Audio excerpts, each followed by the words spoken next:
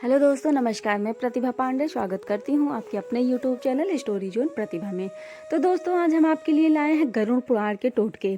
क्या आप जानते हैं गरुड़ पुराण के टोटके जीवन को सुखी और आनंदित करें कैसे? तो आइए शुरू करते हैं गरुड़ पुराण के टोटके।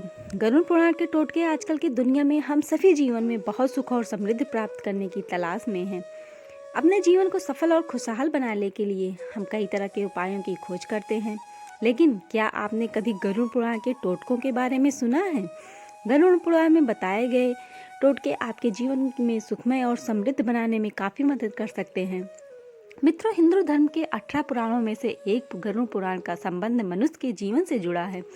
इस पुराण को महापुराण कहा जाता है और इसके अधिपति भगवान विष्णु जी हैं। इस लेख में हम आपको गरुड़ पुराण के टोटकों के बारे में जानकारी देंगे और आपको उनका उपयोग कैसे कर सकते हैं इस बात पर बात करेंगे। तो पहली चीज़ है गरुड़ पुराण का महत्व। गरुड़ पुराण हिंदू धर्म के 18 पुराणों में से एक महत्वपूर्ण ग्रंथ है।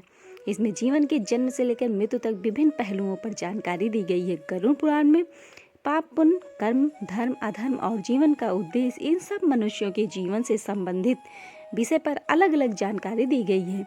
लेकिन यहाँ आपको टोटकों और उपायों के बारे में जानकारी प्रदान की गई है। कुछ महत्वपूर्ण गरुड़ पुराण के टोटके। गरुड़ पुराण के टोटके आपके जीवन में सुख, समृद्धि और सामाजिक सुख शांति प्राप्त करने में मदद कर सकते हैं। पहला है गरीबी मिटाने के लिए।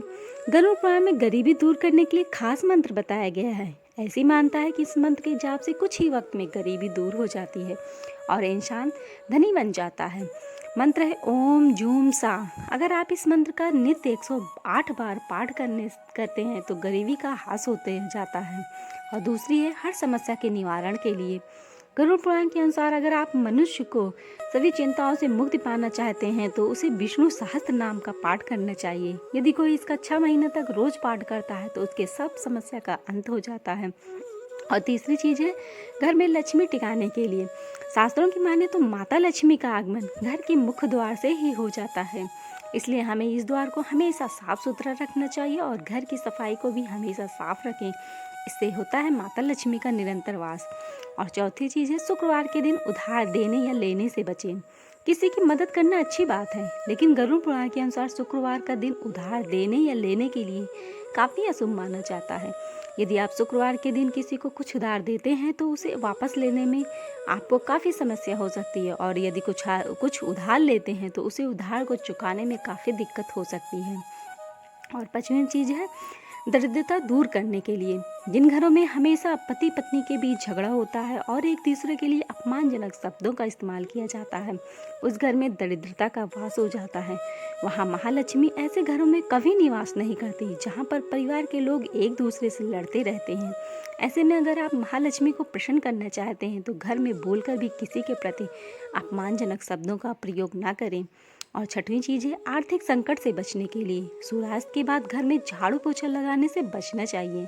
माँ लक्ष्मी इस समय पर झाड़ू पोछा लगाने से रूठ जाती हैं। इसके परिणाम स्वरूप आपके घर में दरिद्रता अपने पैर पसार लेगी और घर में आर्थिक संकट आ सकता है। अगर आप ऐसा करते हैं तो इसके कारण आपके दुर्भाग्य की वजह भी यह मानी जाती है कि अगर किसी कारणवश झाड़ू पोछा की आवश्यकता है तो घर की गंदगी को घर में ही रखें और सुबह सफाई के साथ ही फेंक दें। और सातवीं चीज़ है घर की औरतों का अपमान न करें। जिस घर में औरतों का अपमान होता है या उनके साथ मारपीट की जाती है, उनके घर में कभी भी माँ लक्ष्मी का वास नहीं होता। इतना ही नहीं, माँ लक्ष्मी उस घर की सुख शांति सब बंद कर देती हैं। घर की औरतें भी माँ लक्ष्मी का ही रूप होती हैं और उनमें भी मर्यादा, लज्जा और ममता जैसे गुण होते हैं। इसलिए घर की स्त्रियों का खास तौर से सम्मान करना चाहिए। औरतों का सम्मान करने वाला व्यक्ति जीवन में कभी भी परेशान नहीं होता और महालक्ष्मी की भी कृपा बनी रहती है। और सबसे लास्ट आठवीं चीज़ है बड़े बुजुर्ग का अपमान न करें। एक परिवार की नींव बड़े बुजुर्ग होते हैं, उनका अपमान भगवान के अपमान के बराबर होता है। यह सोचने वाली बात है, आखिर क्यों माता लक्ष्मी ऐसे घर में जाती हैं जहां भगवान का अपमान हो जाएगा। ऐसे घरों को माता लक्ष्मी का आशीर्वाद कभी नहीं मिलता। इसलिए कहा जाता है कि अपने बड़े बुजुर्गों का भूल कर भी अपमान न करें और जहाँ तक हो सके उनकी सेवा करनी चाहिए। ध्यान रखें, जिस दिन आपकी वजह से उनकी आंखों में एक भी आंसू गिरा, उसी दिन से आपके बुरे समय की शुरुआत हो जाती है। यह टोटके आपके जीवन को सुखमय और समृद्ध बनाने में मदद कर सकते हैं। इन्हें ध्यान से पढ़ें, नियमित अध्ययन करें, श्रद्धा और आस्था रखें। ये टोटके आपके जीवन को सकारात्मक दिशा में मोड़ सकते हैं और आपको आनंददायक जीवन जीने में मदद कर सकते हैं। तो दोस्तों, आपको हमारी यह जानकारी कैसी लगी हमें कमेंट बॉक्स में अवश्य बताएं और हमारे चैनल को लाइक एवं सब्सक्राइब जरूर करें।